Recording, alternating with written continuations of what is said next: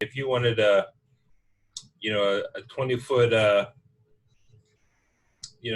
box off the back of a truck, they got it. If you want a scissor lift, they got it. They got, just, you want a small knuckle boom on the back of your truck, they got it. It's all, it's fun. It's dangerous, but it's fun. Yeah. I'll put up the website in the yeah, throw it in the chat. Yeah. What's up, Nicole and Brandon? How you guys doing? What's up, man? How you doing? Doing good. Doing good.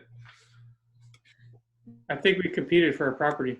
I think we did. We'll have to see who wins it. I'm excited. You got it. I hate to break the news to you, Wait, you but won? Yeah. yeah. Oh. But now I'm curious to know what you offered. We offered 62.5 on it. Shit. Okay. All right. We got it for 72. Okay, I think it still works at that number. It does. Yeah. Well, It was as high. long as if we did the numbers right.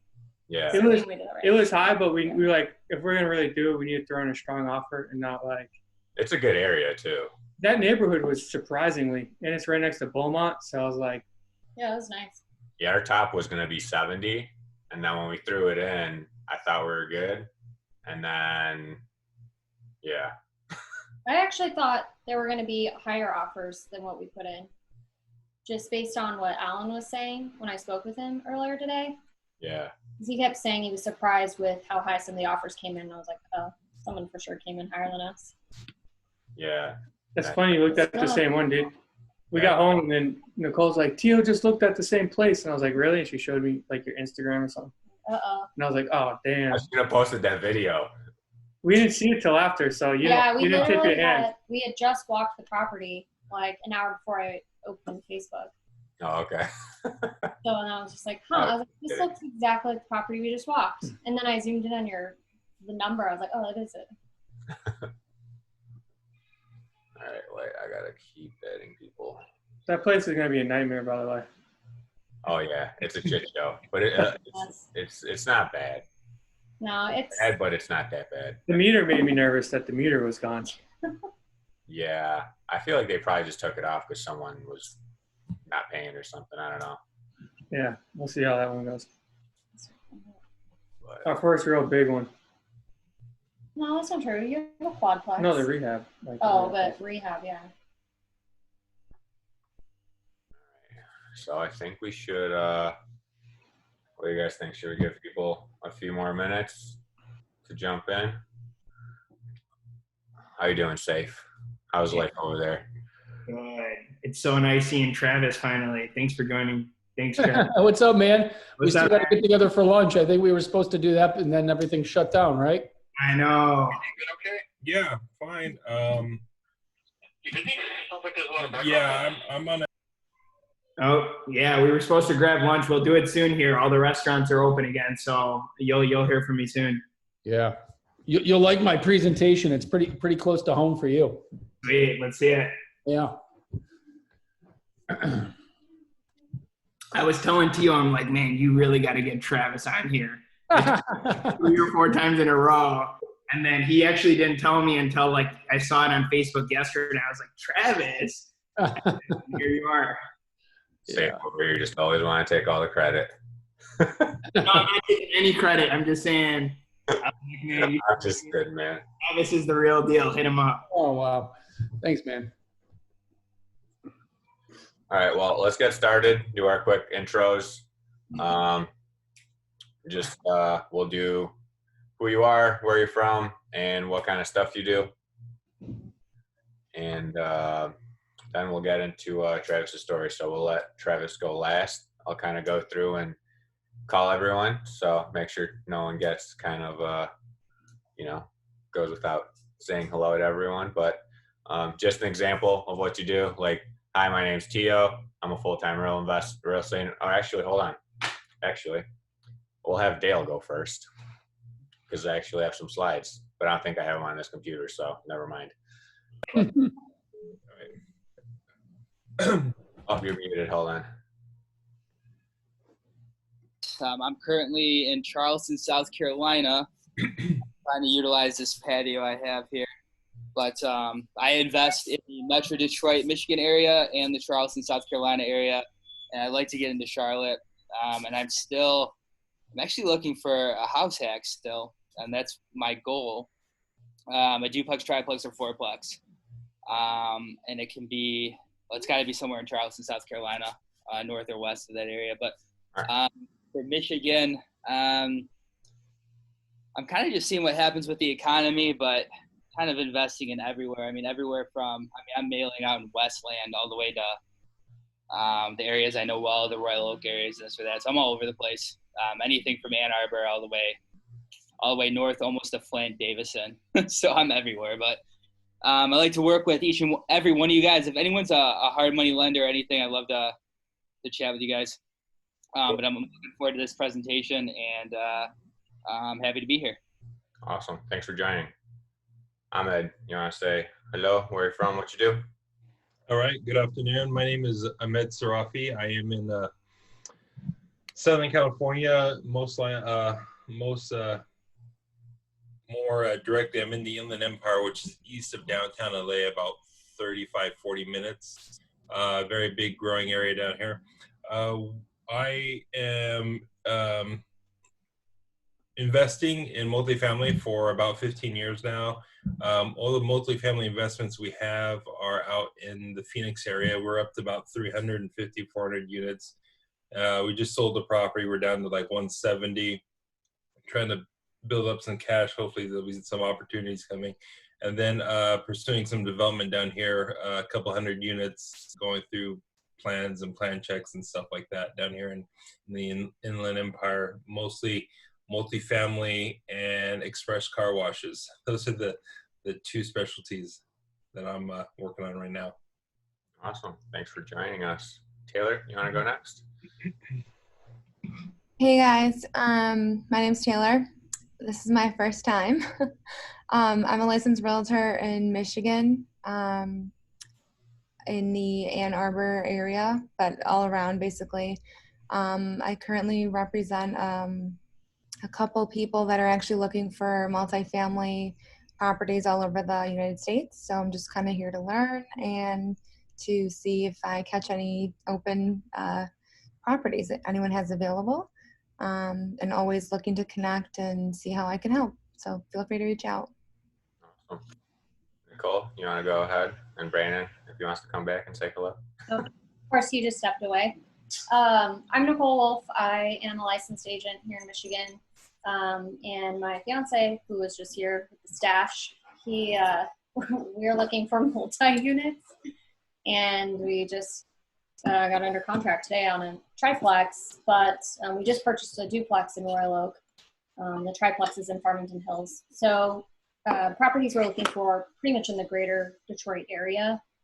We are looking for more units, though. We would like to get into like quadplexes and up. Brandon has a quadplex in Tucson, Arizona.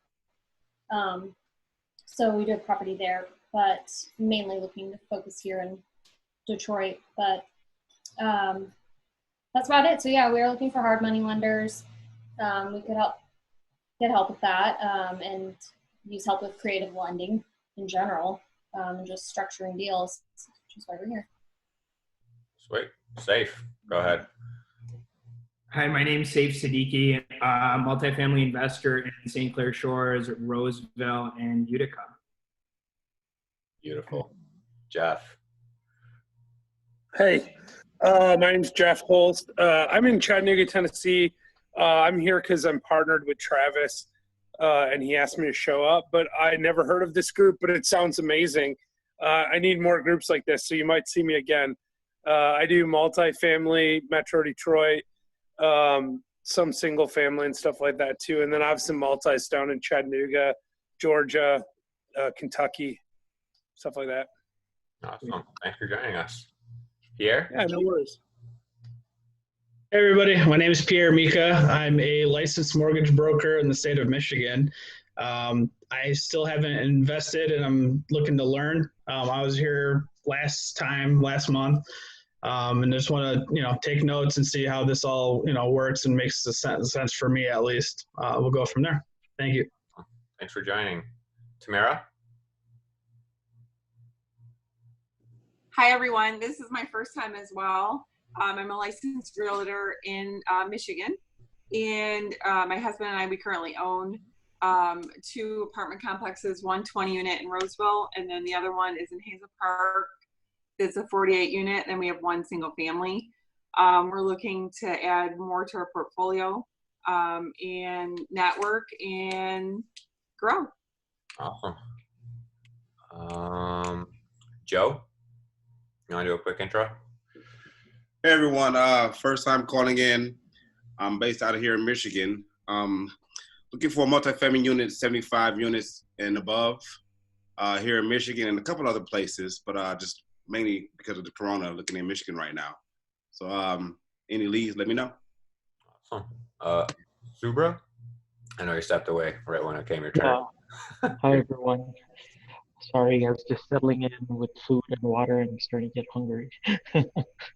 But yeah, my name is Subra Sundareswaran. I'm in Michigan. I'm a local real estate investor investing in single family. I have 4 rentals, 2 in Troy, 2 in Lincoln Park. I'm looking to divert into multifamily. So I'm looking for multifamily less than 50 units, hopefully downriver, Lincoln Park, Taylor, Southgate, Wyandotte. That's my region that I've been looking in, maybe Redford too. And if you guys are interested in joint ventures or you guys have a deal for me, please let me know. I'm always open to working with fellow investors. Thanks. Awesome. Robert, you're muted if you're trying to talk or if you can hear us. Okay, well, let's try Dustin. Hey guys, this is Dustin Santa Maria. My first time here. Real estate has always kind of piqued my interest. I'm a new investor, something that I've always wanted to get into, and just trying to surround myself with kind of leaders of the industry and trying to hopefully make my way into my first property. Awesome. Glad you joined us. Thanks. Kyle. Hey guys, can you hear me? Yes, sir. How's everybody doing? In the Oakland County area. I live in Sterling Heights doing a living flip right now. Just here to learn and network with everybody. Perfect. Thanks for jumping on. Maria?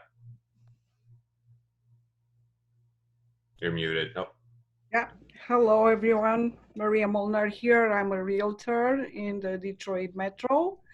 I'm a newbie real estate investor, and I came into the group to connect and to learn. Awesome. Alan. Hello, everyone. It's Alan Jezraoui.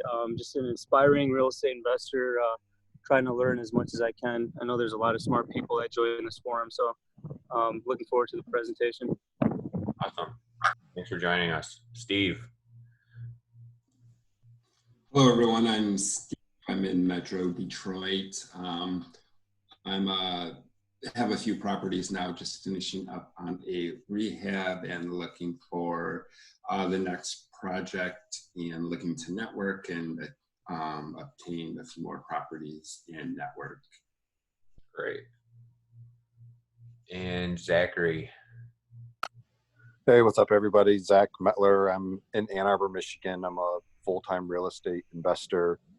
Oh,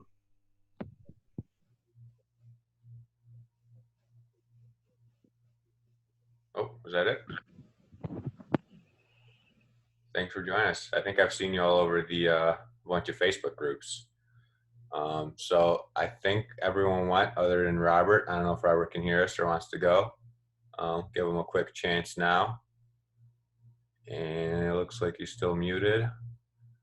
But without further ado, we'll go to Travis. We'll let him introduce himself and kind of go through his presentation. And hopefully you guys got some paper and pens ready to take some notes.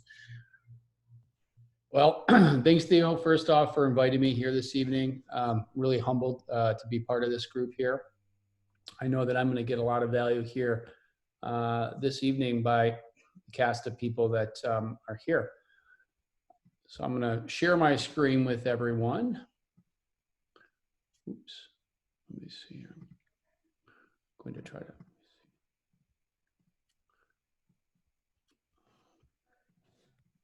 I think I made it, so you should be able to share.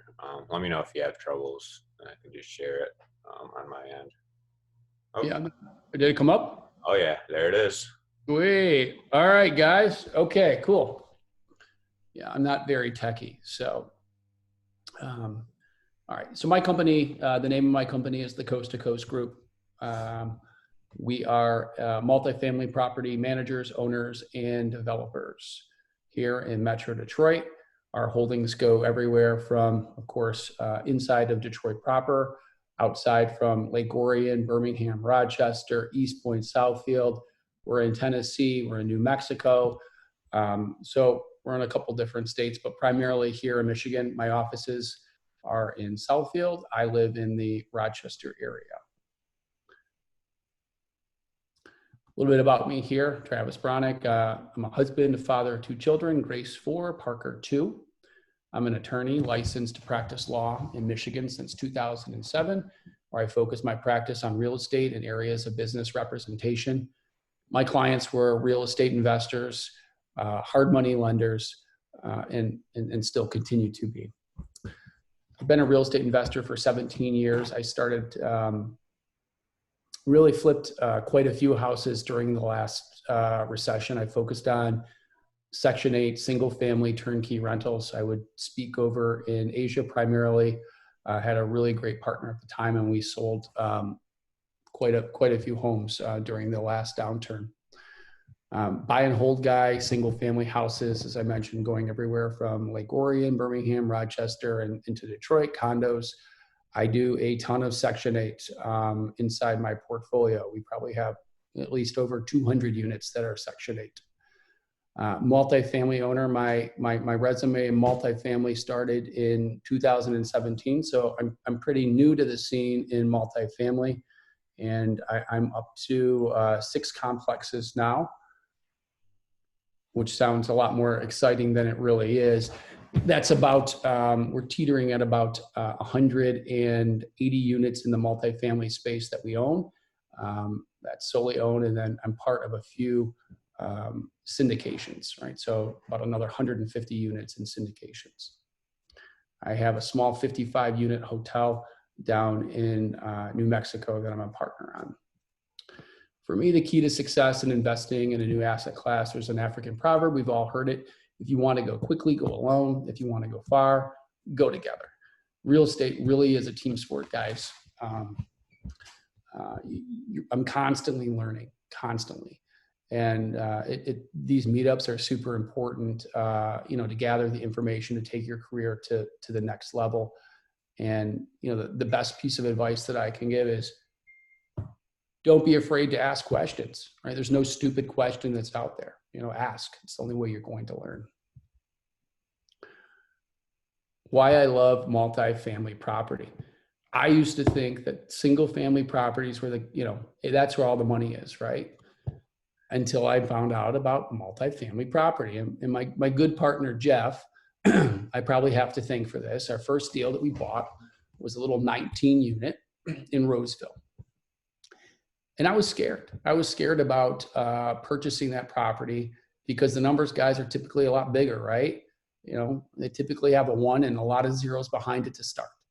And that was scary, right?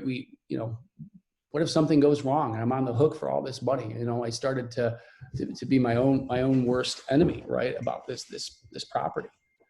So, but I'll tell you, making the transition over to multifamily, and I still invest in single family assets, but making the transition to multifamily was probably the biggest and best decision that I've ever made, and probably made the most money off multifamily.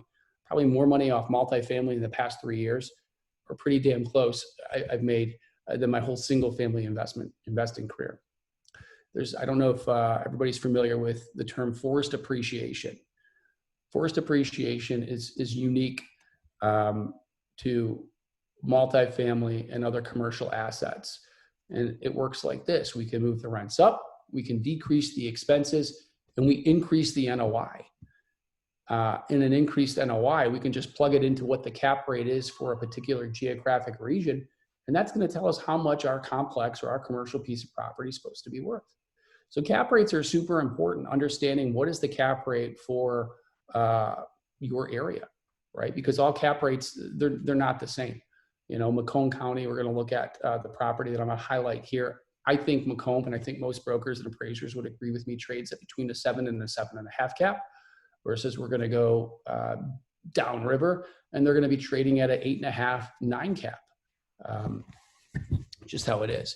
The second reason that I really, really love multifamily property is cost segregation. If you guys aren't familiar with cost segregation, and you can do it on single family home portfolios, although it's a little bit trickier, you need to be. This is huge. I don't pay taxes anymore. I haven't paid taxes in a few years, and I do it legally. Cost segregation, it's a frontline tax deduction, right? So, and it gets me anywhere between 25 and 28% typically as a frontline deduction. Why? Because I'm a full-time real estate investor. And most of you guys would qualify for that classification too.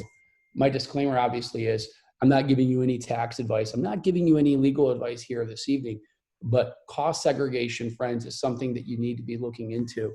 My contact information is going to be here at the end of the presentation. Reach out to me. I'm happy to introduce you to the professionals that I work with.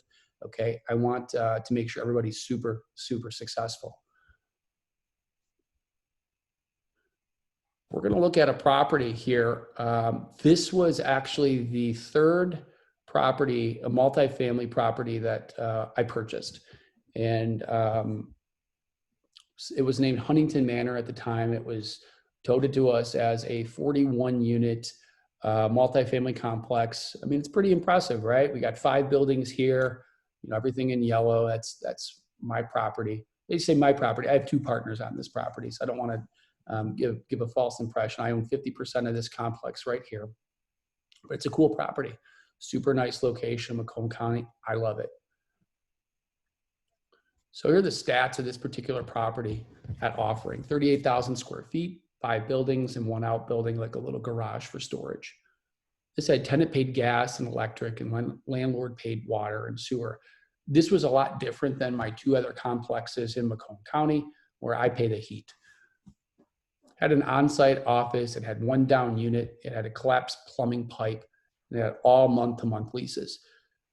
For me, knowing my area, knowing the success that I had in the 2 other complexes inside of Macomb County, I love the fact that I had month-to-month leases. And it was April. I closed this property in April of 2019. So, you know, coming out of winter, I said, great. You know, there's going to be a lot of opportunity for me. I just didn't know how much opportunity at the time, and we're going to get into that. 9 1-bedrooms, 32 2-bedrooms. The 1-bedroom had an average rent of $550, 2-bed average rent of $650. The broker projected, and we're going to go over their performance, projected the 1-bedroom rent at $600, the 2-bedroom average rent at $710.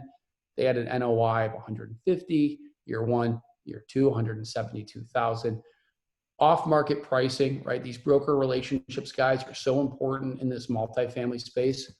They got the deals, and they know the guys that are able to execute. It's you know, these deals don't go up on the multi-list. They trade behind closed doors. They pick up a phone and they go to the guys that they know are going to be able to execute. And we got this particular property from a broker that we had purchased our first multifamily deal in Roseville and closed it with very little issue. And they brought it to us, and we were super appreciative that they brought this deal over to us.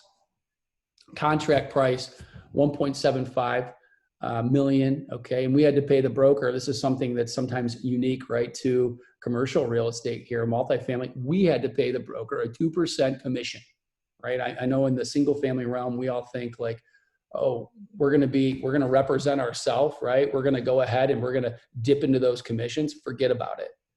Nobody's sharing commissions over here. They got all the stuff that everybody wants, and they know it. And quite honestly, we looked at the deal and I said, it's too good of a deal not to pay $35,000 additional, right? We just buried it into our assumptions. So here's the underwriting. I'll blow this up a little bit. This will go over some of the numbers. This was in the OM, the offering memorandum from the broker, right? These were their projections, what they were anticipating in year one. And this was after we got into due diligence. This was super, super unfair of the broker to put this out. If you're a newbie, right, you haven't invested in multifamily, my word of advice is, do your due diligence, right? These guys are making big bucks to sell property. Multifamily is a hot class. And there's a lot of people talking out here, can't lose in multifamily. Well, you can lose. If you don't know your business, it's like any business. You will lose. If you don't know your numbers, you will lose. And, as we operated this building and as we got into due diligence, even before that, right, we quickly realized that these numbers were garbage. But that was okay. It's a jump off space to write an offer, right? To write the LOI. If I'm going too fast or anybody has any questions, just raise your hand or ask me anything on any of these points. Okay. Hey Travis, quick question. It's safe. So do you write your LOI always based off of what they give you initially, or just to get into contract, and then are you negotiating it at the contract level during inspection contingency? Yeah. So we call that retrading, right? And that's that dirty word in this area, right? You're retrading. Brokers hate it, right? That you're going to go and retrade. So I try to put my best foot forward, and I tell the brokers up front. Like today, I walked a 22 unit, and I told the broker, yeah, my LOI stands, man, but until I get the financial information, because a lot of times these OMs are coming out and these brokers don't even have the financial information to back it up. So I said, it's subject to change because I don't have everything in front of me. So if what you're telling me isn't true, right, I can't, I can't offer that number, right? Because it might become unfinanceable, I might love the deal. I might see all the opportunity, but if the bank doesn't see the opportunity, they're not going to lend on it. And in fact, that's almost what happened with this deal. This deal, and we'll get into that. I think it's in a few slides here, but this deal, the financial information that was provided to us was like on the back of a napkin. It was horrible. Yeah. Cool. So I would say put your best foot forward, right? In good faith. If you have hangups, right, write them inside your LOI. What are your contingencies? Cool. Cool. So this was our underwriting that we provided the bank. These were our assumptions that we made, my partners and I, what we thought that the property would do as we're going in for, as we're applying for our mortgage loan. And really before we started due diligence on this property to figure out the physical condition, right? Because this multifamily property again has 41 furnaces, 41 hot water tanks. So it shares a lot of similarities, the single family world, right? A lot of expense there, right? If we have to replace 41, furnaces and hot water tanks. So big difference with what we thought that we were going to be here. We were looking at, $350,000 of income here in rent and, some laundry because there wasn't laundry at the time. We said, hey, we're going to put laundry in. We'll make some more money off that. And, we're going to make some money off late fees.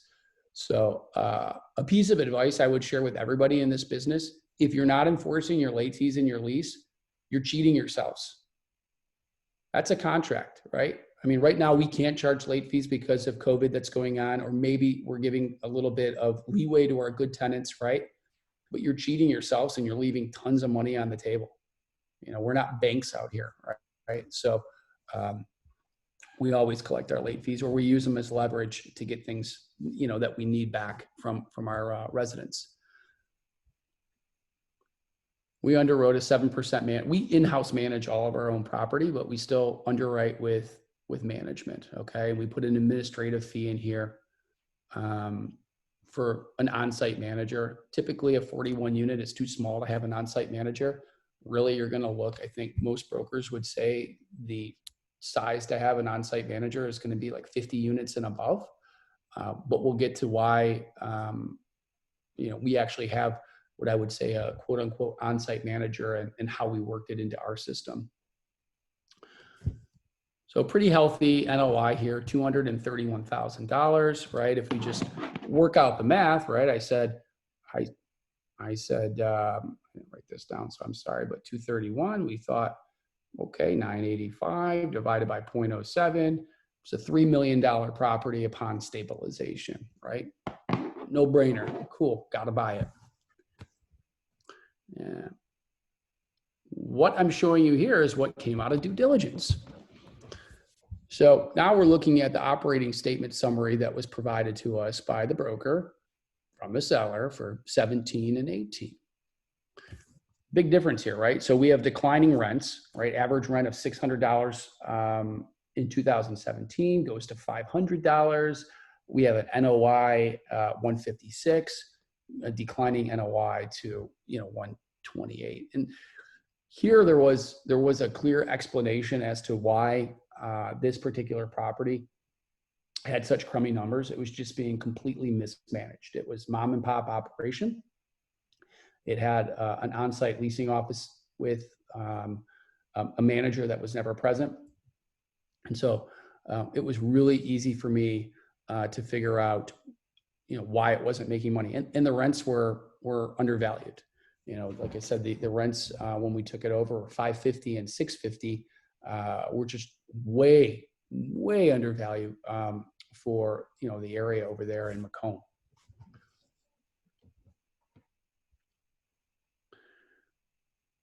We entered into due diligence on the property. So the seller had limited financial information, right? And when you don't have financial information, but you have strong banking relationships, you get deals done. But you get deals done at a cost, right? So 5.5% is what we paid on interest. And, that was high even, last year on, multifamily, right? But it made sense, right? Get the deal done. We knew where our numbers were going to be. Too much money on the table, get the deal done. We found out during the course of due diligence that the complex wasn't in compliance with local rental codes. So this is, this wasn't disclosed to us in the beginning, right? We talked about retrading, how brokers hate it. And I went back to the broker and I said, look, we wrote the offer sight unseen. We didn't get to walk through the property or complete any pre-due diligence. So I need a reduction because they told me that this property was up and running.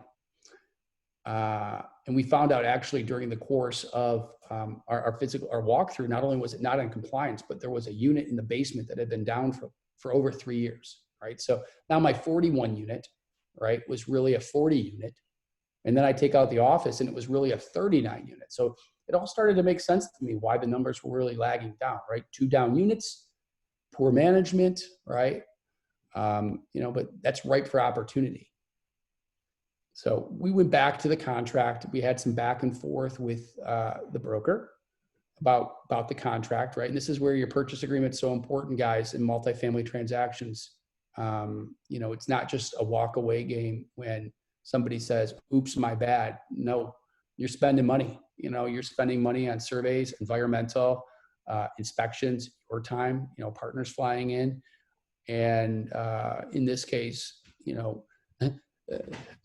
Jeff will attest, we even had a lot of tension on this particular file because we just had a seller that was going silent. But it was too good of a deal for us to walk away. So we're getting the deal and we're getting a discount because they lied. Hey, I'm going to interrupt, but we did almost walk away, right? I mean, it was that bad. Like, we had to spend, lots of extra time and resources to get the deal done. Yeah. That's the thing. And some tension is an understatement. We had to go through a lot of hoops. We had to bring in outside legal. We had to fight a lot to get it done. But it was worth it in the end. The point is you have to follow through. Well, in this case, there was too much money on the table not to follow through, right? But when you're right and you know your contract, right, push it. You know, and I gave up a lot here, but I said right is right and wrong's wrong. So we ended up negotiating a repair credit of $47,500, okay, which was awesome, right? We didn't take it off the purchase price. It was a credit at closing, so it was less money out of our pocket. Worked out great. Brought down our per unit price to $41,000. And you know, that was a sweet deal. Anytime I take over a building, a building that I would consider to be mismanaged or under, you know, the rents are under market or whatever the issue is, right? My assumption is that I'm going to lose 40% of the current tenant base. And that probably scares a lot of people on this call that I just bought a building for $1.7 million and I'm assuming that I'm going to lose 40% of my tenant base. Why? They won't like my management company. They won't like the rent, where it's going to go, or they just won't like me. I'm a hands-on manager.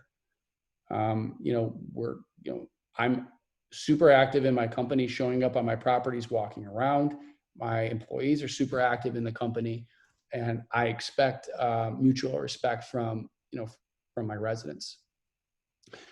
When we took over this building, to further complicate things, I suppose, right? We had 2 vacant units, right? So now we had, you know, a building that had supposedly 39 units. Somebody passed away like 2 weeks right before closing, so we had a vacant unit. But I saw it as opportunity, right? I saw it as the opportunity to go ahead and immediately jump the rents up to where I thought that they should be. And my starting place for my 2-bedroom rents now went from $650 to $835, right? And I had a plan because all these tenants were month-to-month tenants.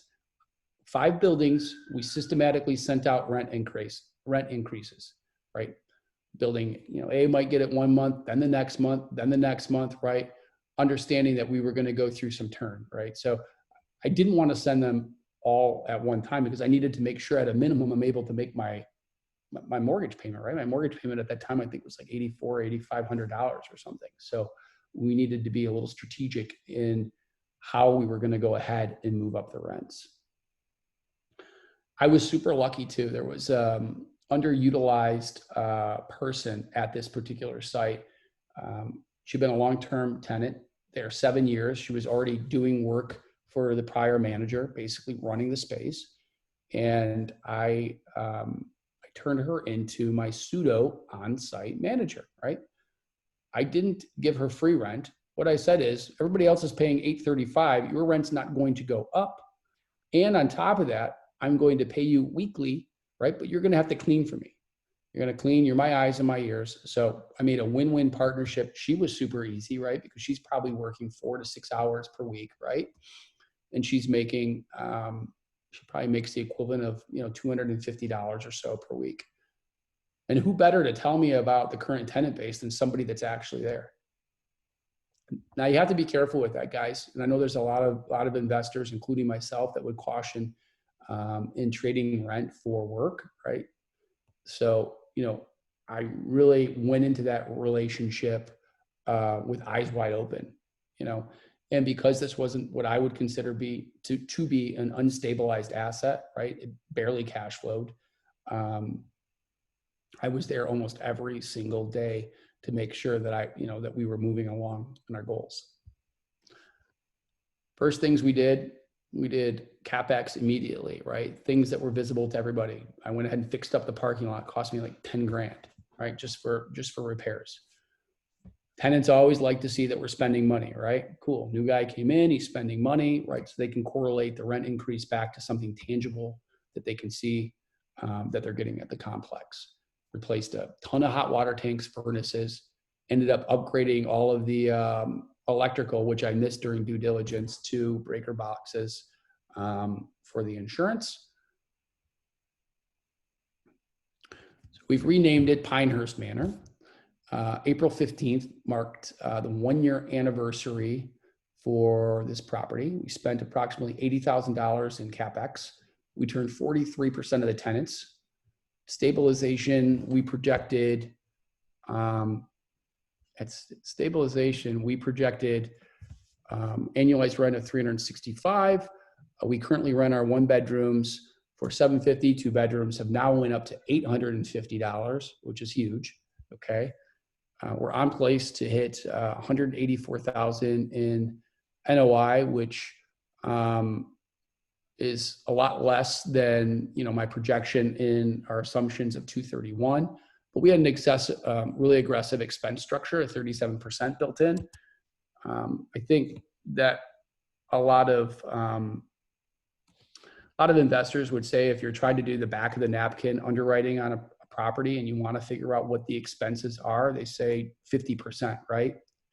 And that's with the tenants paying their own utilities, and maybe it goes to like 55% expenses if it's landlord paying the utilities. And we try to hit somewhere between 45 and 40% on our projects. But it worked out okay, right? Because even with that $184,000 NOI, right?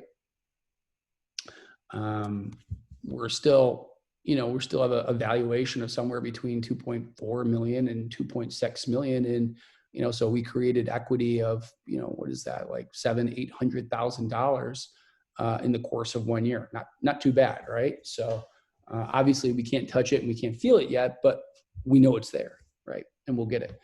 And better yet, right? So while COVID's happening, everybody's, going crazy, right? My lender reached out to us and said, hey, we want to reduce your interest rate on your mortgage by 1.5%. That's pretty cool. So not only did I reduce my 5.5% interest rate down to 4%, I also renegotiated the term. It was a 5-year term note. I negotiated another 5 years, and now it became a 10-year term note.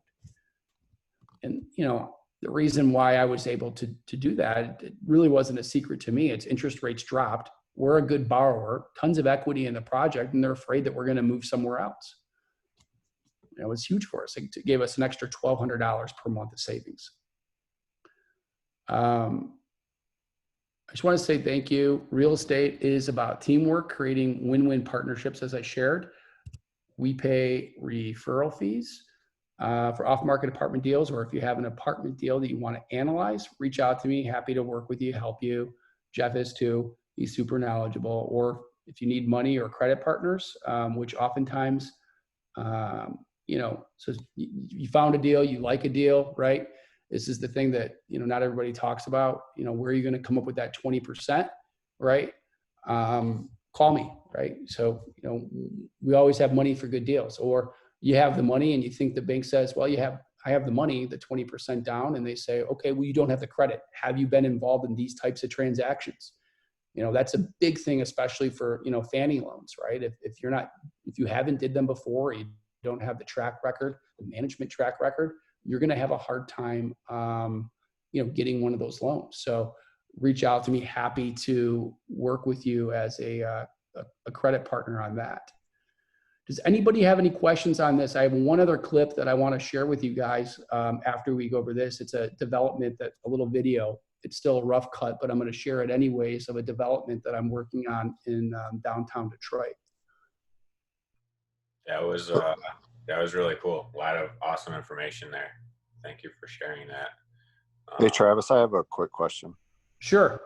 It's Zach. I'm just wondering, do you remember at what point did you bring property management in-house, unit-wise? Yeah. So, I'm approaching 400 units, and it was pretty quick. I think I did it at maybe unit 10. And really, when I was selling properties, I had a third-party manager, and at first it started that I wanted to control the process, and I wanted to control, every step, making sure the money was flowing in, getting back to my clients, right, and making sure that my properties as well were being taken care of. So I have to say it was probably like unit 10. Again, I do a ton of subsidized housing inside, inside and outside of the city, but yeah, it probably was unit 10 or thereabouts. Okay, cool. Thanks. Yeah, no problem. Yeah. And we do, like I said, we do third-party management. If anybody needs those services or has questions about management, we are selective. I don't take everybody because our primary focus is our properties, and we are truly looking for win-win relationships where there's good synergies afoot. When you had your late fees put in there, yeah, how did you kind of come up with that number? Like, is there like a rough late fee number that you see across the board on, like, let's say like 41 units? Like, was it a percentage that you used? Like, you know, maybe, I don't know, 5% of these people or 10% we're gonna have fees, or? Yeah. So, you know, I'll just share with you about, I see this come up a lot inside of forums. I'm going to answer your question, but first I'm going to just address something else about late fees in general. We talk about like, what is a reasonable late fee? You know, I see people out here trying to charge $100 or $200, right? We're not going to get it in court. You know, it's got to be reasonably related to the work that's being done, right? And but put it in the lease, right? Sometimes you'll get it. I have actually a 2-stage late fee. I know some people have one, but my late fee starts at $50 after day 4. So you get a 4-day grace period, which I think is pretty generous, right? Because I don't really get much on my mortgage. They want the money, right? So day 5, you get $50. And then on day 11, you get another $50 late fee. And that's the same late fee across the board for my single families as well as my apartment communities. Hey, Travis. Yeah, go ahead. I was just going to say, you know, one of the things that you do that I think is really great is that idea of putting, you know, sort of incentivizing people to pay on time. So can you talk about? Sure. Yeah. Yeah. So, you know, there's a lot of psychological, I don't want to call them tricks, but we'll just call them tricks. Okay. So it was lease renewal time at one of our communities, and the rent was going up, and it was for this particular tenant, great tenant, always paid. And she was on a 2-year lease. She was paying like $850 for one of my townhouses. And I told her for the regular units, it was now at $900, and your unit would rent for $935 at least. So I need to at least be at $900. And she said, but I can't afford it. And I said, okay, I get that. And I appreciate you, and I want you to stay. And we do want tenants to stay, right? Because turnover is the most expensive cost in this business. We all know it, right? I said, why don't you pay down your rent? So now instead of $900, I'm going to make your rent $800. Just give me $1,200 up front, prepay. So you're going to buy down the rent rate, right? By paying $1,200 up front, right? Now it's only $800. And so you've lessened your rent. She loved it. She paid it, right? And now she's able to maintain that payment every single month. So think about things like that. You know, the other thing I see people use inside their leases, I've used in leases too, rents X, right? Rents X if you pay by the first, and rents Y, you know, if it's paid afterwards, right? So, or vice versa, right? There's a discount if you pay by the first, rather. Yeah, that second part is what I was referring to. I forgot about the buy down thing, but I mean, the idea that you can say to somebody, listen, yes, the rent's $950, but if you pay by the first, I give you a $50 discount. Yeah. And that way you essentially have a late fee that comes on the first if they don't pay it by then, but also it creates an incentive for them to say, okay, I can afford it. It's $900 or whatever, and without actually having to compromise the potential for the additional rent. Yeah, great point, right? And that's probably something that's not going to be. It may be contested in court, but it's not something that's likely to prevail as an argument as being, you know, quote unquote disguised late fee, especially if the rent's justified inside, you know, the market. Yeah. Yeah, I got a question here. Okay. Sorry, I came in late, but I missed the early analysis. But I have a question on what are you guys looking for when you look at a deal at the service level? You start analyzing down on it. What's your minimum cash on cash or average cash on cash and your IRR? You know, what are you guys kind of using as your minimum deal on this to qualify a deal, whether it's worth it or not? And how many a year, over how many years typically? Yeah. You know, we're looking for deals that are typically, right, that are going to be 40 units and up, right? That's one of our criterias. Larger the better. But as far as like rate of return, I'm looking for things that are going to be above 12% is what I'm looking for, right? My cash on cash. Okay, go ahead. Yeah. So I'm looking for anything that's north of 12% cash on cash. Some of my other investments, I'm banking on, much larger plays, but like this particular property, because we believe there's so much equity in it, and we'll probably refinance this property later again this year and put it into a non-recourse product. We're going to be looking at an infinite return, and it'll be something that we'll be sitting on for, a long period of time. Probably, most of those non-recourse products have, some 10-year component, right, with yield maintenance and, or some sort of step down prepayment penalty. Okay. When you say the 12% cash on cash return, are you talking about that right off the bat, or are you talking about after some stabilization and some deferred maintenance issues? Yeah. After stabilization, right? So yeah, especially if it's in a market that I'm really, really comfortable in, right? That I already have units, I already know what's going to happen. Again, my program, just so everybody knows, I do a ton of Section 8. Now this was pretty interesting. This complex is about 50% Section 8, 50% not. So if anybody's not familiar with Section 8, so it's a government subsidized program, right? It applies to people like the vets, right? So the Veterans Administration is a huge partner of mine. We house quite a few veterans across our multiple communities. So, I'll add to that real quick. So the cash on cash return is important for sure. The IRR is much less relevant unless you're planning on selling. In fact, it's not even calculable until you sell. So a lot of times you see people with these pro formas that say, it's going to be an 18 or 20 or whatever percent internal rate of return, but that's assuming a sale at some point in the future, and they almost always just project it out 5 years. And a lot of times, if you actually drill down on the math, they haven't even done the IRR correctly. So if you're looking at like pro formas that have IRRs in them, I would be super skeptical about those numbers, because it's really hard to predict what the market's going to look like 5 years in the future, even if you can predict what the what your NOI will be, which that's difficult to do out 5 years when you're doing modeling. So I'm much more interested in what's it going to look like 6 or 12 months from now than what it's going to look like when I sell it at some point in the future, which I don't even know that I'm going to do. Travis's point about refinancing this property, that's the kind of deal that we want to do all day long. We want to put our money out there and get it back as soon as we can so we can put it into something else. Yeah, this is a non-syndicated deal, so we might have analyzed it. The IRR may be a little bit harder in this deal. I'm 38. I don't plan on getting out of this business anytime soon. So, at least for the next 30 years. And the next time that we get out of this project is probably going to be to 1031 over into, a much larger asset, probably selling off several of the communities. Yeah. If at all, right? I mean, if it's running, you might just hold on to it forever. I mean, if it works, it works. You can always just refinance it and use the money to buy something else. You can keep it for a really long period of time. Yeah, I mean, we do look at cap rate going out, right? I mean, we do analyze, if we think it's a 7 in, we think it's going to be, we analyze it. If we're going to sell it, it's going to be, another, at least a half tick up, on the way out. But for non-syndicated deals, yeah, it doesn't factor in for us.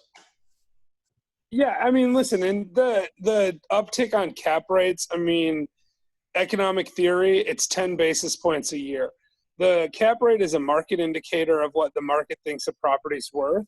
It's based on average sales in the market. And the idea under efficient market theory is that you have a complete understanding of the value of the market, and the market has a perfect knowledge. The only thing we know for sure is the building's going to get older and it's going to be more run down 5 years in the future. So you add 10 basis points a year to your building. If you're going to keep it 10 years, you're going to add a point.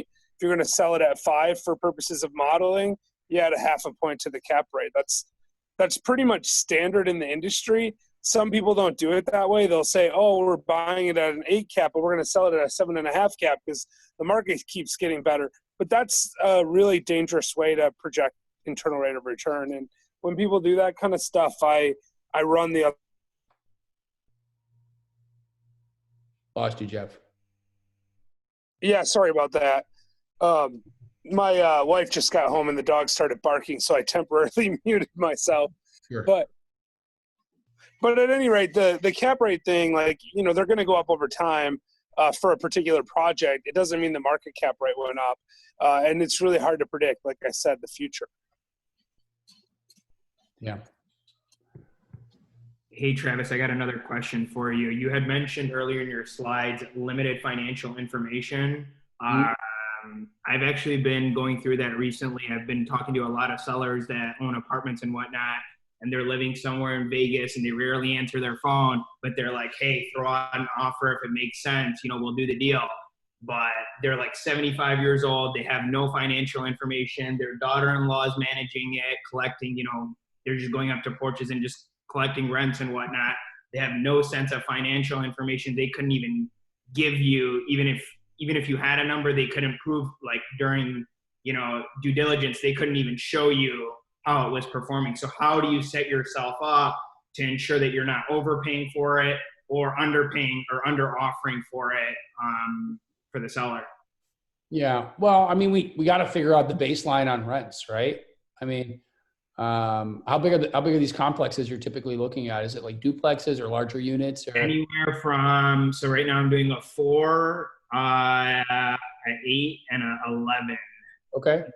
The 4 and 8 are having the most issues right now. So Right. they're really small. I can, you know, run the comps and whatnot. We have a general idea of rents, but there's nothing on the expense side that we know of. Mm-hmm.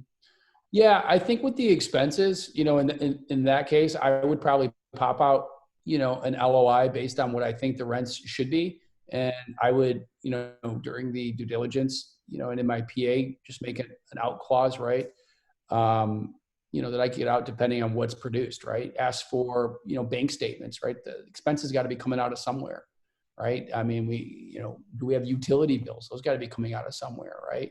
Then we can put in a maintenance factor, right? Of something reasonable, standardize it, whatever, 5 or 6%. I think we typically use about 6% as a standardized maintenance fee, right? You know, look at what the management fees would be for the area, plug that back in. You know, so you're going to have to, you know, kind of guess on a few things, right? Okay, cool. Yeah. Yeah, I'd add to that too. Like, don't worry about under offering it. You offer what makes sense to you, and if they don't like it, they don't like it, right? If they're, as far as over offering goes, that's where the outs of due diligence really matter that Travis is talking about, because you just don't know what you don't know, and you've just got to dig in and find as much of the information as you can and make reasonable assumptions and conservative assumptions on the rest. Cool. Thanks, guys. I've got a quick question. This is Steve, and it's probably a silly question and obvious answer, but you mentioned the bigger the better, and I just want to get just a real quick feel why you say that. I mean, if your ROI on a 10 unit is the same as an ROI on a 50 unit, what makes the 50 unit better? Mm-hmm. I think there's more buyers for a 50 unit than a 10 unit. The 50 unit can be absorbed into, you know, a portfolio with on-site management, whereas a 10 unit might, you know, is going to be a little bit trickier, right, for somebody. I know there's a lot of people that like small assets, but I think there's more places, again, to sell at the 50 units. And I think once you get to like 100 units, then you start competing with a lot more people, right, in the space, right? Institutional guys want to come in and buy the 100 or 300 unit complexes because they're typically more stable too, right? That's the other thing, right? If I have 50 units as opposed to 10 units, I'm not feeling vacancy as bad, right? And there's more efficiencies typically in the larger the complex.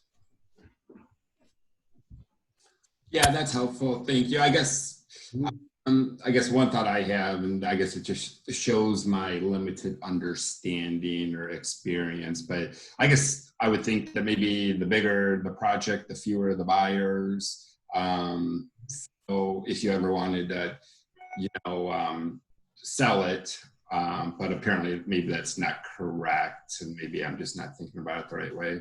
No, I have small units too. I mean, I have an 8 unit, but it fits into another 22 unit that I have right over in the same area. So, and it might make sense if you're starting out, just get units, right? Get a duplex. You know, I mean, that's my advice. So, I mean, if you're looking at 10 units, awesome, man. Kudos to you. That's great. Just pick up units. Quick Okay, question. thanks. Yeah, I was just trying to get a Yeah. sense of your. Hey, Travis, can you talk about what are the CapEx improvements you've done to raise the rents? Yeah, for sure. So off the rip, I did very little to raise the rents because they were so under market. And I knew they were so under market after I had a conversation with the rental inspector for the city of Roseville that told me how far under market he thought the rents were. So I was like, wow, thanks for the validation about how under market the rents are. So that was great. So I did very little. The first unit that I turned, we took up the nasty carpet, redid the hardwood flooring, right? We put a nice two-tone paint on the walls, the beige with the white, and that was it. You need to understand your demographic and who you're renting to, guys. I know I see a lot of people that are gutting kitchens, putting new kitchens in, but for what? For 15 more bucks? No, thank you. So make sure you're really getting the value back, and make sure that the people that you're leasing to, right, that's important to them. Clean and functional is what I promise all of my tenants, right?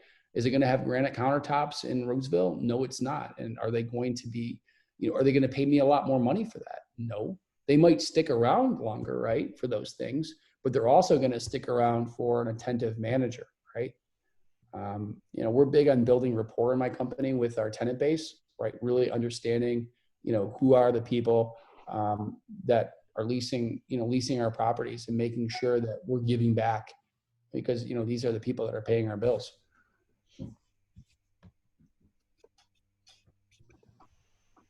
I don't know if I answered. So, but the total, that's great. CapEx, the total CapEx I've done though, we're just finishing up a roof project that's going on right now. So I put 5 new roofs on. I did layovers. I did not do tear-offs. I did extensive parking lot repairs. I put all new breaker boxes in throughout the complex. Like I said, we turned 43% of the units, whatever that number is. So that's new paint, new flooring, whether it was carpet, hardwood, ceiling fans. That was a thing that I threw in all my units, right? A big amenity. I put ceiling fans inside the bedrooms. That was cool. I gave everybody an air conditioner because I'm not paying the electric bill. Want them to be comfortable. Okay. And I got the bucks, so in subsidized Section 8 world where Uncle Sam's paying my bills, right? Every time I do something like that, I put a fan in, I put an air conditioner in. That's an amenity, and amenities pay me more money.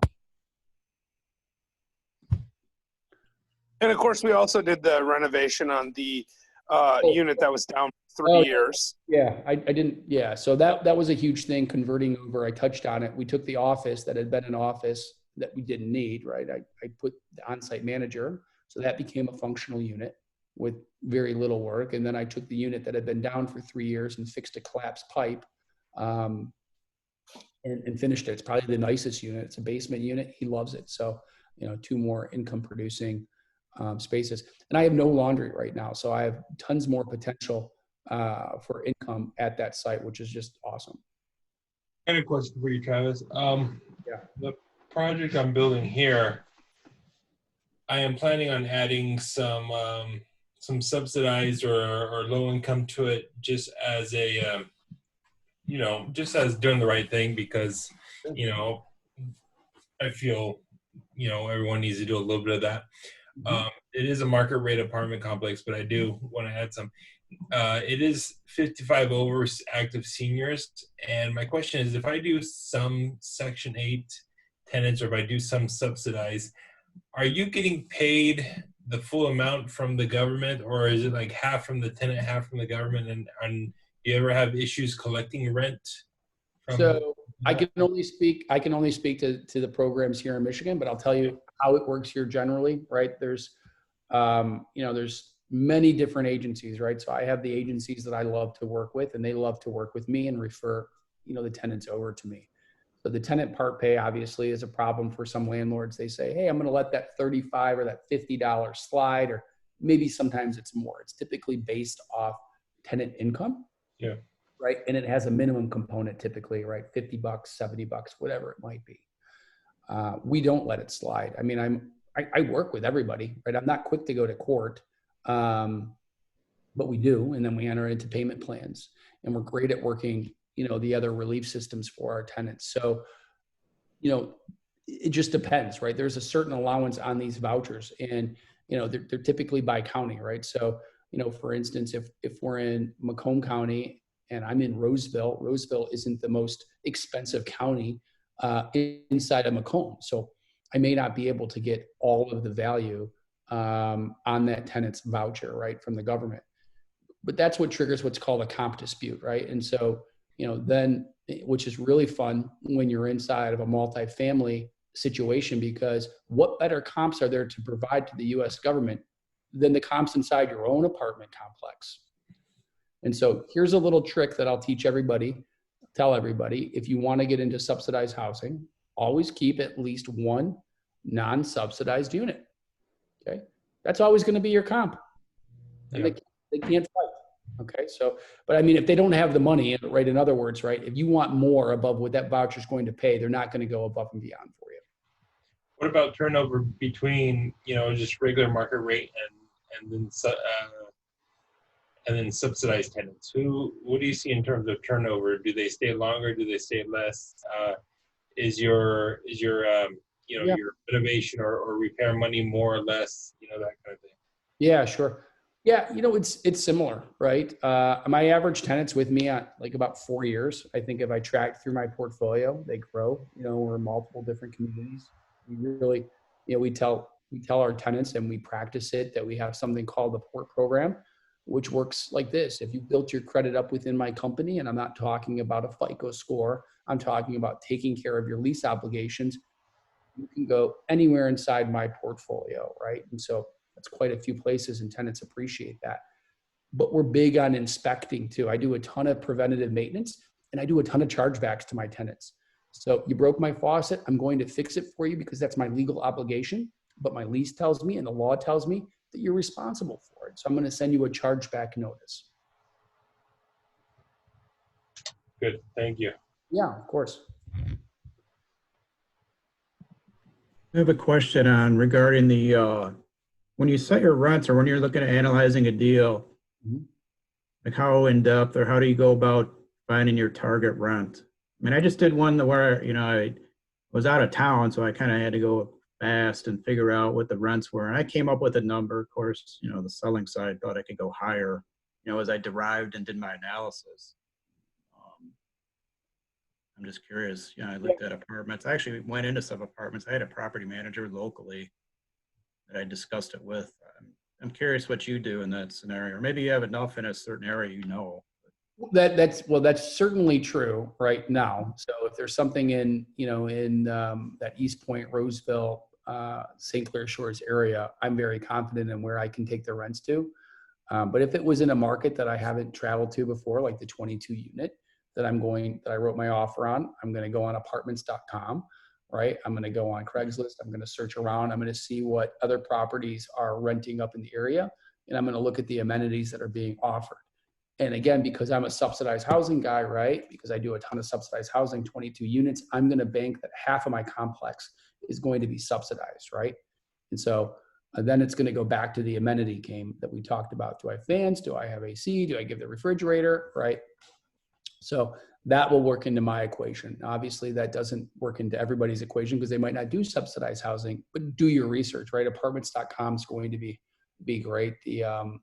At finding what's leasing in your area, and make sure it's apples to apples. If you don't have a pool and somebody else has a pool, right, you better be deducting for that amenity, because somebody, if they have the choice, if they're in the same area, they're going to the place that has the pool right now, not your place without the pool. Okay. I'll tell everybody, one of the tricks that we've been using that we started exploring to raise rents before COVID and kind of drop back is we started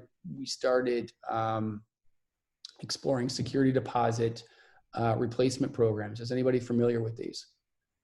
No? Okay, great. So I'll just talk about it a little bit. I know some of my clients hate it, and they say, nope, Travis, don't want it for my properties. Me personally, I'm like, it's okay. I'm going to try it out. So we use not all the time, but I give my tenants the option now if they want to use what's called a security deposit or replacement program. And it works like this. Instead of a tenant paying the traditional deposit to you, right? So if it was $1,000 rent, they might pay $1,500 deposit, right? A month and a half. That's kind of steep for people to come up with. Right now, that person has to come up with $2,500 first month and a deposit to move in. I tell them to go to my security deposit replacement program. It's a third party, and they sign up through that company. And if it was a $1,500 deposit, that company is allowing me to buy a bond for 3 times that, so $4,500, okay, that I'm secured for damage, and the tenant's paying a monthly charge typically between $40 and $50 per month to give me that coverage. Okay, tenant doesn't get any money back when they leave your property, right? So, you know, some of my higher end rentals, right, my Birminghams, my Oakland townships, they say, well, I don't want to pay that money because I'm not getting anything at the end of my lease term. I'll just pay the deposit. You can hold it, right, and then give it back to me. But for some of my other areas, they say, yeah, for sure. And again, I have apartment communities inside Detroit proper where, you know, they're really cash strapped. And I'm thinking, yeah, I'd much rather fight an insurance company, this bond company, which this particular company is pretty cool because after the tenant's defaulted, 10 days after a default, I can go ahead and look to the insurer to pay me, right? So I don't have to even go to court, don't have to get a judgment. I just say, they didn't pay me rent or they damaged my property, right? You need to pay me. And then it becomes the insurance company's responsibility, right, to pay me. And then they go after the tenant. They do all that heavy lifting, right?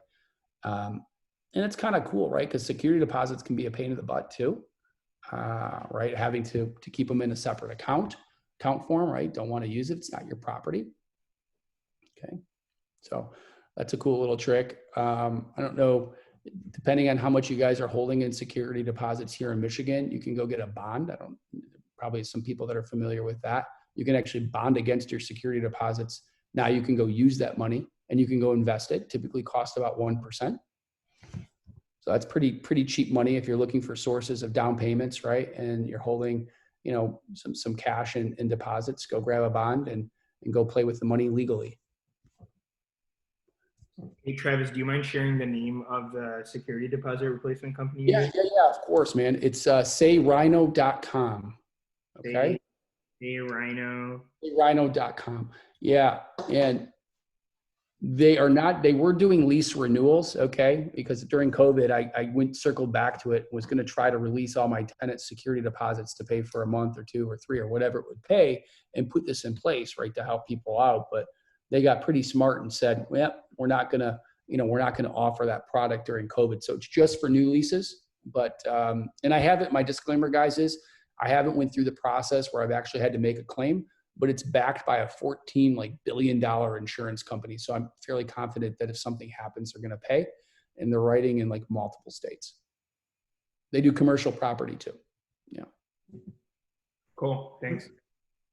I got one other question on when you guys are analyzing a property for purchase at the beginning, are you looking basically at the performance of the property as it is, or are you guys have kind of had this debate, you know, or you're looking at, maybe it doesn't matter that much, but you know, you can look at it purely as it performs today, or you can look at it a little bit and start to derive, well, I know I can bring it up to these amount of rents, you know, over this much period of time and hit my cash on cash, or I can kind of look at it where it's at now and just say, this is where you're at. You're only getting $600 a month, so I'm only going to pay you for the performance of this. There seems to be, I know traditionally they say just pay for the performance as it is. But I found that sometimes I'm losing deals because people are overpaying, or maybe they're overpaying, you know, but because they're considering, well, I know where it is now, but I can raise things up. Yeah. Yeah, perfect, man. Yeah. I mean, brokers are selling based on performance, right? And that's why, you know, like I said, we looked at the performa and it was, you know, for this property we bought, and we said it was total garbage, you know, after we went through, because they want to make it look like the best thing ever. But you need to be careful. You know, I mean, not even the broker's performa, more on my own performa. Oh, your performa? Yeah. Like when I do my analysis, I have a analyzer that can basically project out if I can get my rents to this much. Yeah. I know this at the stabilizer, it takes me 24 months to get to this level, or I'm going to be running 12 or 18% below economic occupancy. I can do that for the first years, and then things bump up. Yeah. Not so much. I know that our performers are usually full of crap or whatever, but yeah, I would just looking purely, hey, this is where it's at now. This is what I can pay. Right. I'm with you on that. Like I'm typically based on current performance, right? It just depends on the area, because I think what we undervalue when we buy based on it's going to get to is how much it's going to cost us to get it there, right? Yeah, well, that has to go into the equation also, and your cash on cash, right? Because you're going to be putting more capital out.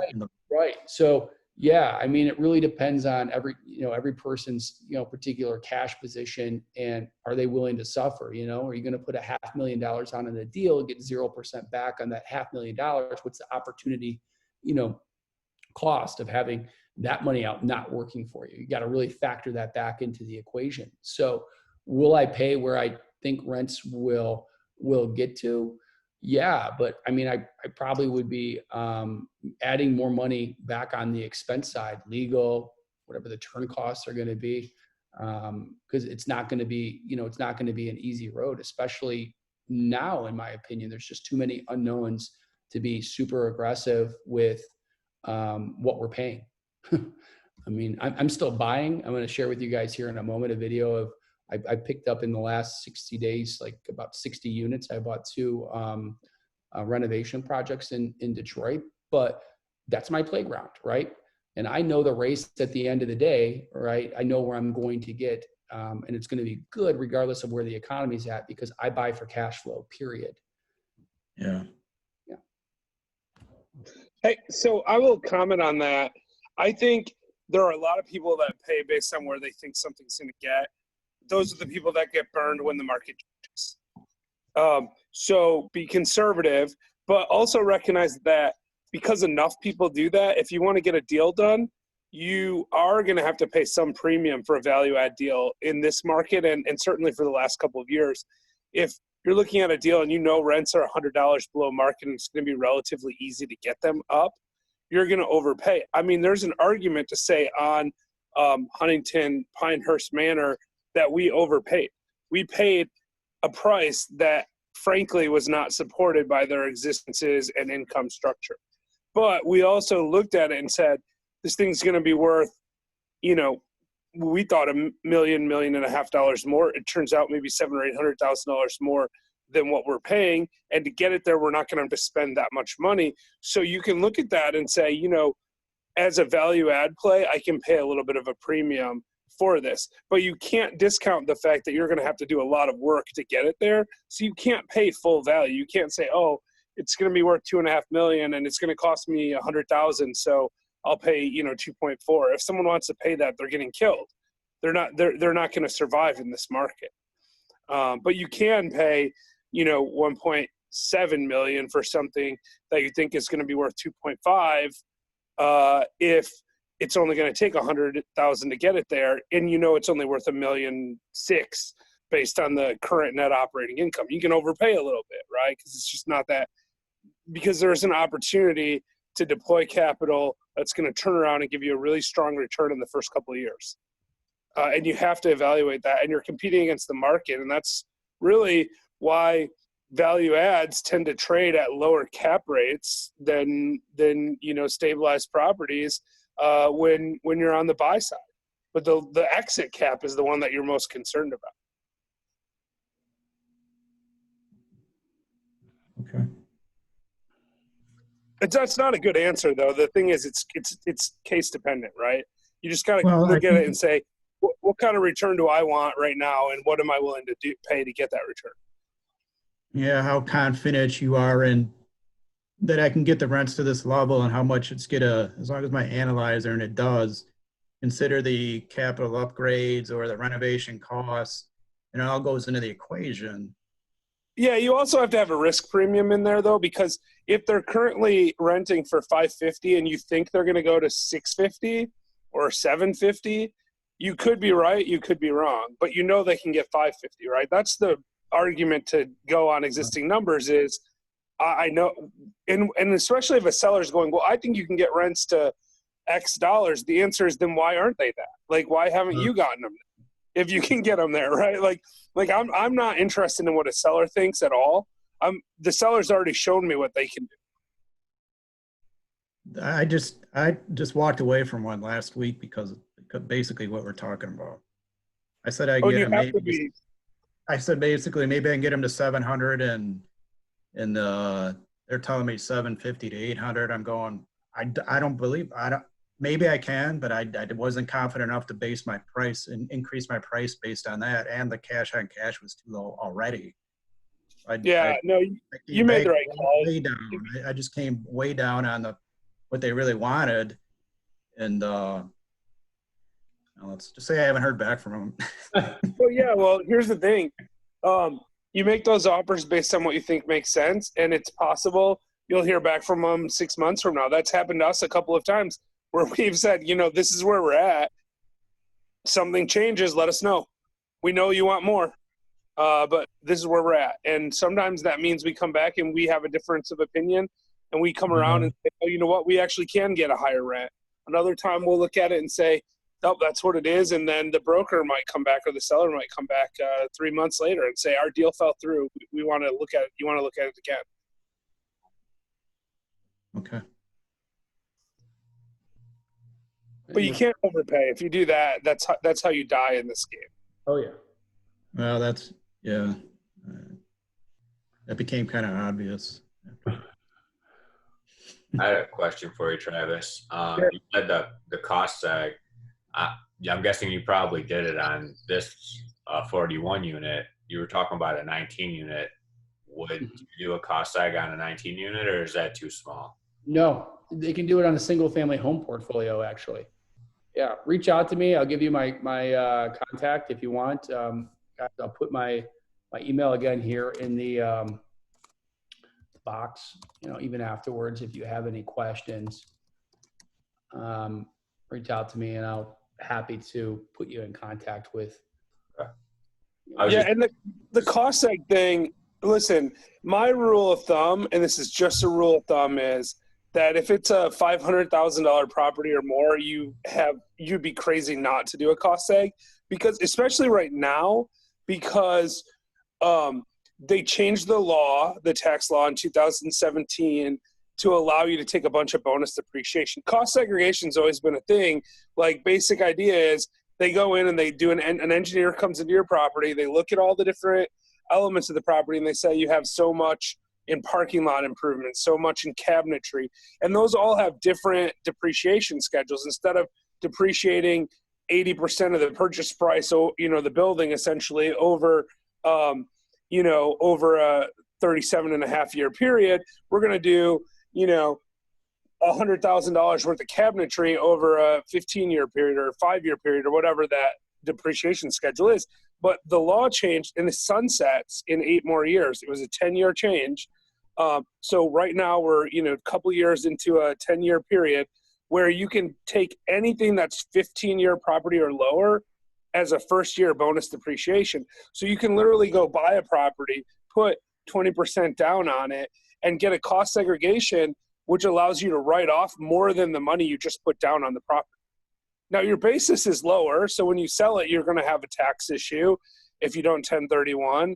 You're going to get lower depreciation going forward. It's not like the money comes out of nowhere, but what it does do is it eliminates taxes right now for you.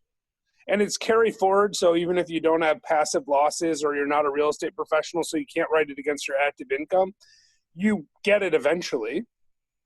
And anyway, the point is, it's an amazing opportunity to do a cost seg. And if you've got a building you're looking at buying, or even something you bought in the last couple of years that's 500,000 or up, you'd actually be crazy not to reach out to Travis and have him introduce you to the people that we use for that.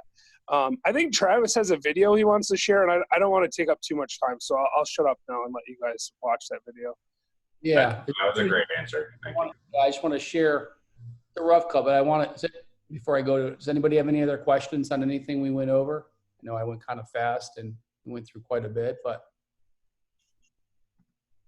yeah, okay. Well, I will share, this is a rough cut of a video that, let me see how I share this video. If I can, probably can't see my screen. Can we see my screen now or no? Let me see. No. Okay. Maybe now we can. Here we go. Okay, cool. Everybody see that? Yep. Cool. Cool. So it's about a minute-long video that I had made. It's still a rough cut, but this is one of my developments that I'm working on right now. I bought this about a month and a half ago. So let's take a look. Hey guys, Travis here from the Coast to Coast Group.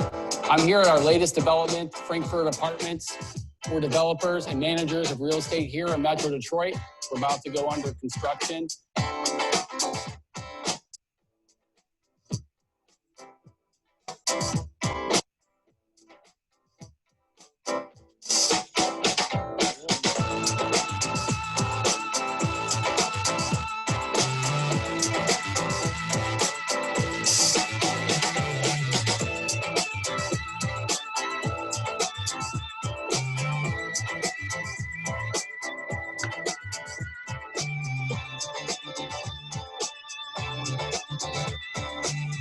Thanks so much for viewing our property here today.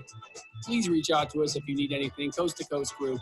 That's management@c2cdetroit.com, primerentalproperty.com. Cool. Oops. How much was it? Well, let me share with you what the seller paid for it. It was listed for $400,000. It's 32 units. Okay. Seller paid $300,000 for it, made roof repairs, put a nice little fencing around it like a year and a half ago. And then husband got sick and they started liquidating their portfolio. And so I'd been watching this property for a little bit of time go around, and I saw it come up again. And the timing, I guess, couldn't have been worse, because literally like 3 weeks before I had just closed, 3 weeks, yeah. 3 weeks before I had just closed on a 22-unit apartment complex that was totally unstabilized, but had occupancy over on the west side of Detroit. So I said, geez, I had just sunk $206,000 in that complex that was all landlord paid utilities. But this was too good of a deal to pass up. I negotiated this deal for $190,000. And I wasn't the highest offer, by the way, guys. So we're talking about being the highest offer. I know that's a scary project probably for a lot of people on this call. And to be honest, it kind of scares the shit out of me.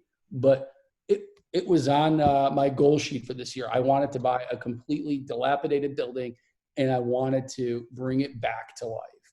So I won out, even though somebody else was higher than me at $235,000. Why? Because I talk the talk and walk the walk, and I close quick. So, I mean, how much due diligence are we going to do for something that's in that bad a shape, right? That's pretty freaking bad. I do everything. Might as well just. Well, we are doing everything. Yeah, I mean, yeah, we're doing everything. It had a boiler. Boiler's gone. I'm putting PTEC systems throughout with additional electric baseboard where needed. Yeah, it's a massive renovation project. So I'm actually behind schedule right now. I won't blame it all on COVID. I'm going to blame it on the stimulus checks that came out and all the guys that want to sit and not work and receive their checks. So, but yeah, so the value of a unit out in that neighborhood, once you get it stabilized and rented, what do you think it's worth by then? Units, yeah. The one bedrooms are like 700 square feet. My two bedrooms are like just over 1,000 square feet over there. So that pool that you saw is actually going to be turned into a community garden. All right. So I am going to project my rents over there are going to average, call it $800 per month. It's going to be subsidized. Again, it's going to be probably 100% subsidized inside that complex, but it's going to be a freaking home run.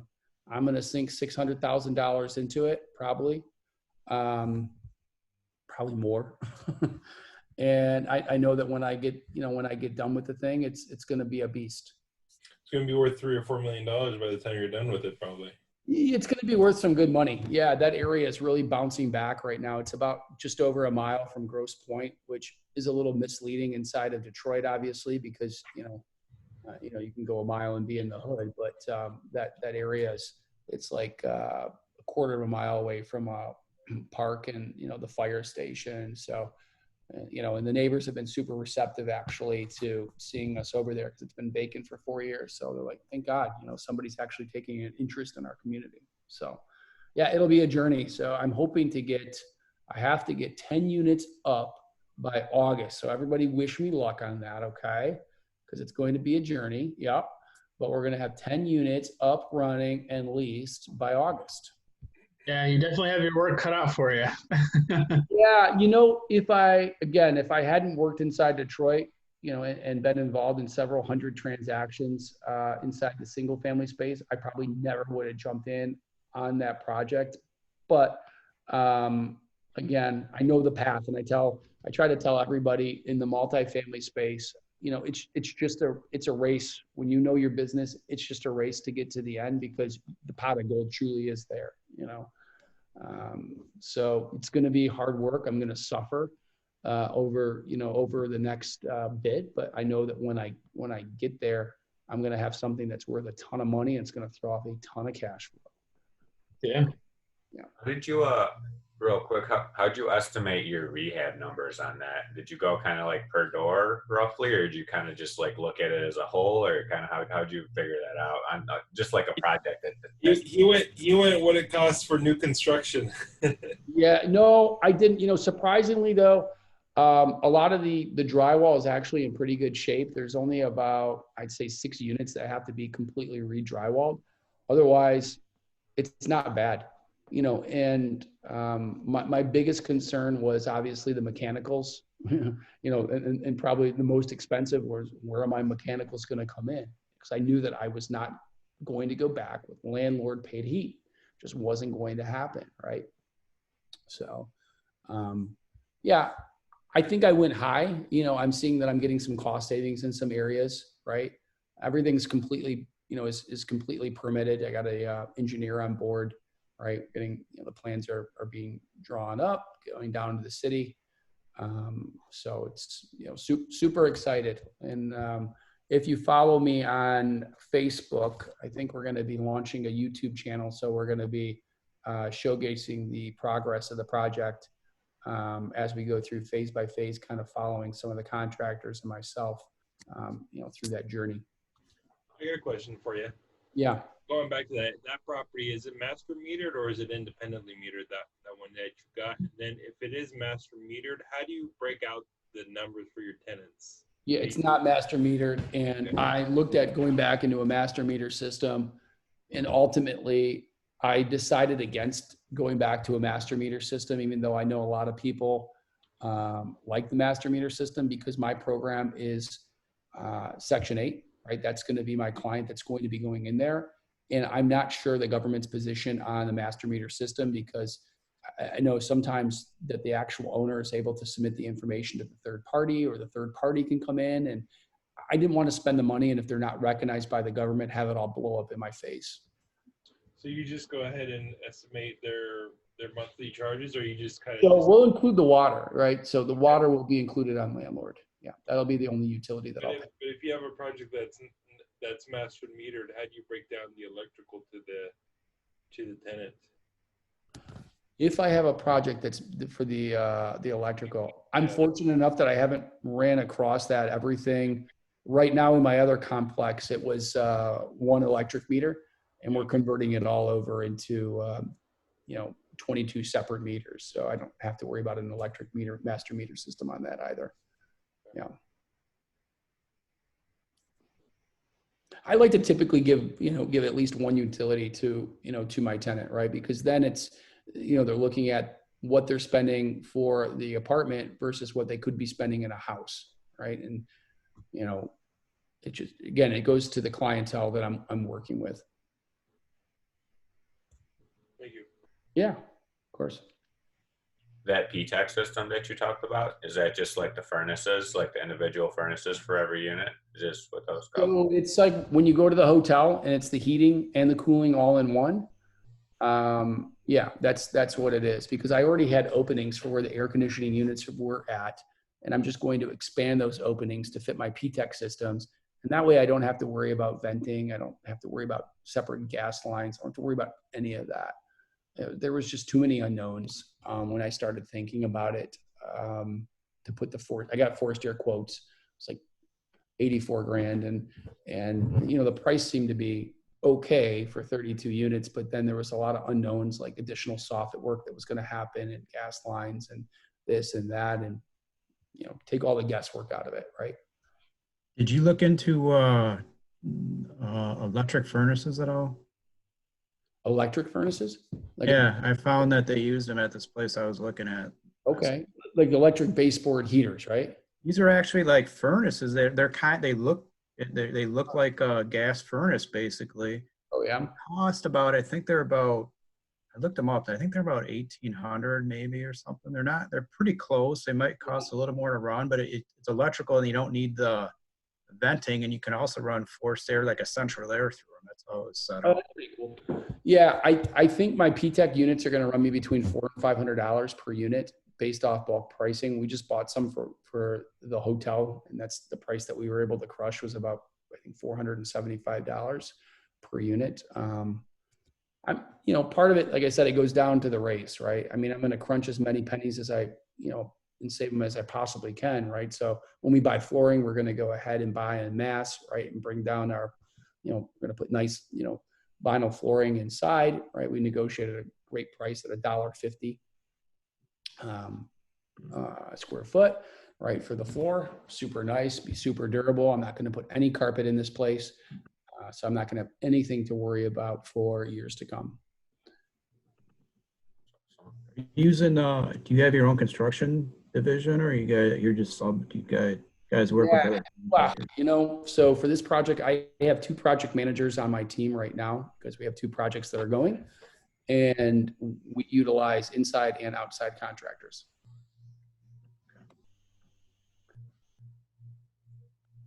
Cool. All right. Else have any other questions? That was a lot of info. Thanks so much, Travis. You shared a lot of gold with us tonight. Yeah, Travis, that was a lot of information. Thank you. Yeah, it was my pleasure.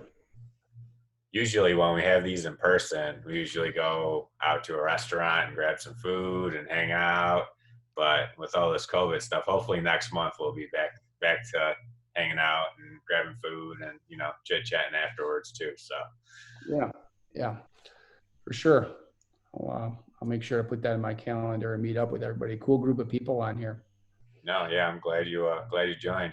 I wonder if Ahmed's gonna come from California, and Jeff, everyone from all over the place are gonna be able to come join us. Well, I need down. Yeah. I mean, I need excuses to get up to Detroit once in a while, so you never know. I might show up. Very sweet. I've never been, so I'm actually, you know, if I ever have the opportunity, I will. That'd be sweet. Cool. But yeah, if we don't have any other questions, we'll wrap this up. I think everyone should have Travis's info. You guys found the meetup, so you know how to get a hold of me. I recorded this, so I'm gonna upload it to YouTube and send it to you guys. If you guys want to kind of go through the information again. And with that, we'll wrap it up, unless anyone has any other questions or anything else. See you next month. Yep, see you next month. And yeah, thanks everyone for joining. It was a great meeting. Thanks again for Travis. That was awesome meeting. Thank you. Yeah, thanks for taking the time to set it up for us. Absolutely. I love this stuff.